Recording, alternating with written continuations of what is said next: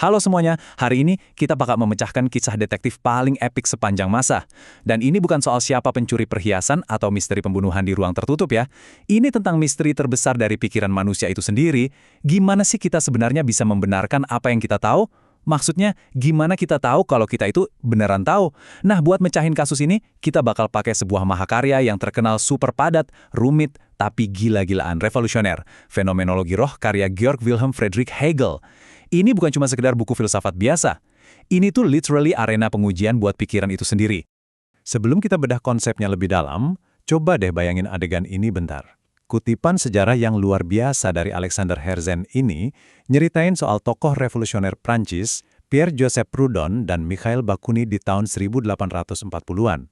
Mereka berdua duduk di depan perapian, berdebat soal bukunya Hegel ini tanpa henti, sampai bara apinya mati dan hari udah pagi. Bayangin, teks ini tuh punya daya tarik yang magnetis banget, bahkan nyaris berbahaya. Teks ini sukses bikin orang-orang yang berencana ngubah tatanan dunia begadang semalaman suntuk. Kekuatan intelektual di baliknya bukan cuma teori kering yang membosankan, tapi sesuatu yang benar-benar mengancam pemahaman dasar kita soal realitas.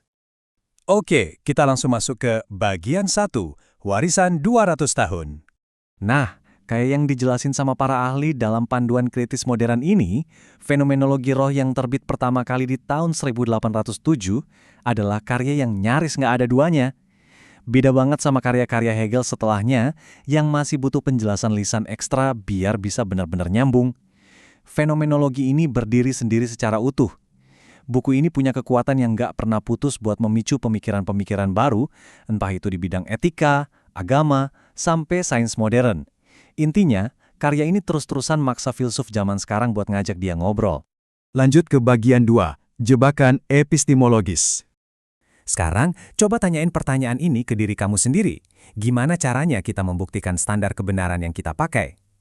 Gini deh, bayangin kamu punya penggaris buat ngukur segala hal di dunia ini. Tapi pertanyaannya, dari mana kamu tahu kalau penggaris itu sendiri akurat? Alat apa yang kamu pakai buat ngukur si alat pengukur itu? Nah lo, paradoks inilah yang jadi titik nolnya Hegel. Buat tahu apa itu kebenaran, kita kan butuh standar. Tapi standar itu sendiri butuh pembenaran kan? Yang bikin makin seru tuh pas kita ngelihat trilema Agrippa ini. Ini tuh semacam jebakan skeptis kuno. Para filosof sadar, setiap kali kita nyoba membenarkan pengetahuan kita, ujung-ujungnya kita pasti kepleset ke salah satu dari 3 lubang ini. Pertama, penalaran melingkar. Alias kita ngebuktiin kriteria pakai kriteria itu sendiri, muter-muter aja di situ. Kedua, dogmatisme. Kita cuma berasumsi tanpa bukti, pokoknya ya emang gini dari sananya. Atau yang ketiga, kemunduran tak terhingga. Kita butuh bukti buat bukti, terus butuh bukti lagi buat bukti yang tadi, dan seterusnya sampai capek sendiri. Kalau dilihat sekilas, ini bikin proses pembenaran epistemik rasanya jadi benar-benar mustahil. Masuk ke bagian 3, dari substansi ke subjek. Detektif kita hari ini, si Hegel, jelas nggak mau nyerah gitu aja sama jebakan skeptis ini. Ini ngebuktiin seberapa brilian revolusi pemikirannya. Coba kita bandingin. Di satu sisi, ada filsuf Baruch Spinoza yang bilang kalau kebenaran absolut itu adalah substansi. Tapi buat Hegel, konsep substansinya Spinoza ini terlalu statis, kaku, seolah-olah misahin pikiran dari keberadaan. Substansi itu ibaratnya kayak benda mati aja gitu. Nah, sebagai gantinya, Hegel ngeluarin klaim yang lumayan berani. Kebenaran itu nggak cuma harus dipahami sebagai substansi, tapi harus seimbang sebagai subjek. Subjek itu dinamis. Subjek itu terus-terusan memeriksa dirinya sendiri. Keberadaan itu bukan hal yang diam, melainkan pemikiran yang terus bergerak. Sebuah proses kesatuan, di mana kesadaran nentuin nasibnya sendiri. Makanya kita sampai ke salah satu kutipan Hegel yang paling ikonik. Yang benar adalah keseluruhan. Apa sih maksudnya? Maksudnya gini, kebenaran itu bukan sekedar satu fakta statis yang tiba-tiba jatuh dari langit. Kebenaran juga bukan sekedar garis finish. Kebenaran adalah keseluruhan proses perkembangannya. Kebenaran adalah satu rangkaian utuh dari kesadaran yang terus-menerus nguji dan ngebentuk dirinya sendiri dari awal sampai akhir. Oke, kita lanjut ke bagian 4. Pengetahuan sebagai sebuah sistem. Jadi poin krusialnya tuh di sini. Hegel ngelihat banyak filsuf yang nyoba nyari jalan pintas buat dapetin pengetahuan absolut. Dan menurut dia, mereka gagal total. Pertama, kaum intuisionis atau romantik. Mereka ngakunya kebenaran itu bisa didapat lewat perasaan seketika atau intuisi mistis gitu. Hegel nolak ini mentah-mentah. Soalnya itu ngabain proses penalaran konseptual. Kedua, individualisme Kartesian. Kayak Descartes dengan prinsipnya yang super terkenal, aku berpikir maka aku ada. Hegel ngerasa konsep aku yang terisolasi ini tuh cuma prinsip dogmatis. Maksudnya, kamu nggak bisa tiba-tiba naruh subjek individu di puncak piramida pengetahuan tanpa pembenaran apa-apa. Bagi Hegel, pengetahuan sejati itu wajib berupa sistem yang berkembang, bukan sesuatu yang tiba-tiba aja diklaim benar. Masuk ke bagian 5, pikiran memeriksa dirinya sendiri. Masih ingat sama masalah penggaris tadi? Soal kita yang katanya butuh standar dari luar buat nguji kebenaran? Nah, mari kita lihat gimana solusi Hegel ini dibangun. Elegan banget. Menurut dia, kesadaran itu nggak butuh standar eksternal sama sekali. Kesadaran nyiptain standar internalnya sendiri. Langkah pertama, pikiran nentuin nih apa yang menurutnya benar. Kedua, dia nguji klaim pengetahuannya tadi pakai standarnya sendiri. Langkah ketiga, dan ini bagian yang paling mind-blowing, ternyata gagal. Pikiran nyadar kalau ada kontradiksi di dalam standarnya sendiri.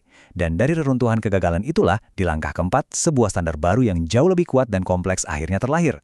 Proses ini yang bikin kita nggak butuh lagi kriteria dari luar. Bagian 6, perjalanan menuju pengetahuan absolut. Mari kita rangkum gimana sih evolusi kesadaran ini berjalan. Hegel nyebut proses ini sebagai jalur keputusasaan. Kenapa sedih banget namanya? Soalnya setiap tahap kesadaran, mulai dari yang paling simpel kayak kepastian indera, sampai ke penalaran ilmiah dan moral, itu selalu berujung pada kegagalan dan harus dihancurin. Tapi tenang aja, kehancuran ini nggak sia-sia. Hegel pakai prinsip negasi yang menentukan, di mana pelajaran-pelajaran dari kegagalan sebelumnya tetap disimpan buat ngebangun tahap yang baru. Pada akhirnya, proses ini bakal nyampe di puncaknya pas kesadaran nggak nemuin kontradiksi lagi. Konsepnya udah bener-bener klop dan berkorespondensi sempurna sama objeknya. Kesadaran akhirnya bisa paham sama dirinya sendiri secara utuh. Inilah yang dinamakan Hegel sebagai pengetahuan absolut. Sebuah subjek yang udah rampung dan menyatu sepenuhnya dengan substansi. Sebagai penutup, saya mau ngajak kamu buat merenungkan satu hal. Hegel udah nunjukin kalau sepanjang sejarah, pikiran manusia tuh penuh sama standar kebenaran yang awalnya dikira udah absolut banget, tapi ujung-ujungnya hancur juga pas diuji sama kesadaran itu sendiri. Jadi, kalau pengetahuan kita ini emang sebuah perjalanan panjang dari sistem yang terus-terusan berevolusi dan ngoreksi dirinya sendiri.